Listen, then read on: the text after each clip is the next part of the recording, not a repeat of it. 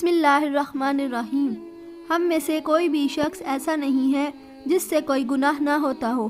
اللہ تعالیٰ قرآن مجید میں فرماتا ہے، بے شک انسان خطا کا پتلا ہے۔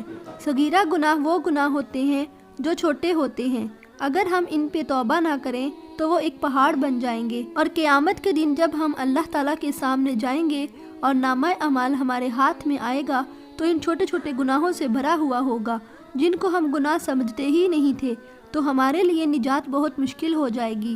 ایسے گناہوں سے بچنے کے لیے ہمارے نبی کریم صلی اللہ علیہ وآلہ وسلم نے ہمیں کچھ کلمات بتائے ہیں۔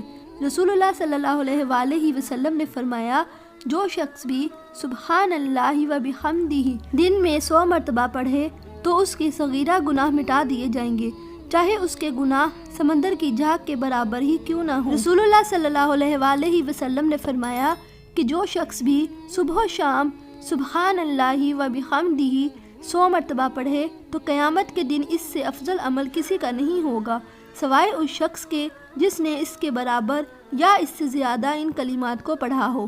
اس لیے جب بھی وقت ملے ان کلمات کو پڑھنے کا اہتمام ضرور کریں۔ اللہ تعالیٰ آخرت اور قیامت کے دن ہمارے لیے آسانیاں فرمائے، آمین ثم آمین۔